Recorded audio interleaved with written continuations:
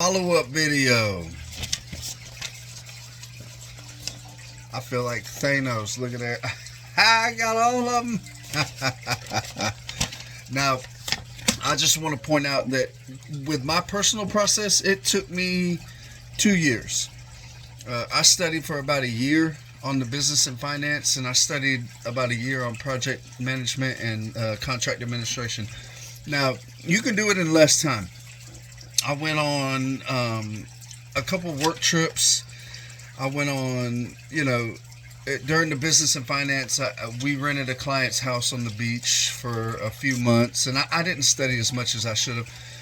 I probably could have comfortably done it in about 8 months, each one, right? I mean, comfortably. When I say comfortably, I'm not talking about stressing about this. All I did was switch my sleep schedule. So I made time in the mornings because I still have to run a business. I went to bed at about 8 o'clock, woke up at about 4 o'clock, and I made time in the mornings.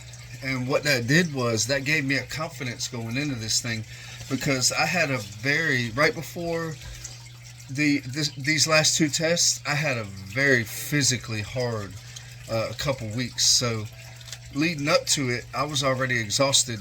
So I was actually able to rest for 3 days. I did no studying 3 days before the test, and I was confident going into it because I put the time in. And another thing I want to tell you guys about, do a checklist of what you're going to bring into this thing. Not only your books, but your calculator. Because during my contract administration exam, I get in there, I'm feeling good, and I get to the first math question, and I look over, and I had not brought my calculator. Now, fortunately, math is my strong point in school. So, but you should have seen, I passed the test. What did I get on that one? Let's see. There's business and finance.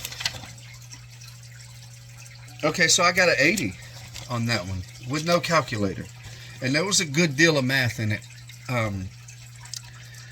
Now, what I will say is that it actually helped me to write the problems out, because there was one question that was dealing with yards of concrete, and there was a blueprint of a house, and there were walkways around it with a driveway and a patio, AC pad, and they showed property lines, and you were supposed to cut it off at the property line. Now, normally when I'm doing this math, I would have just been punching numbers in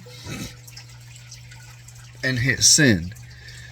As I was going through this, having that formula, or excuse me, having those numbers broken down right in front of me, it made me realize that I missed one of the walkways, which normally I would have just been punching numbers, and they will set you up.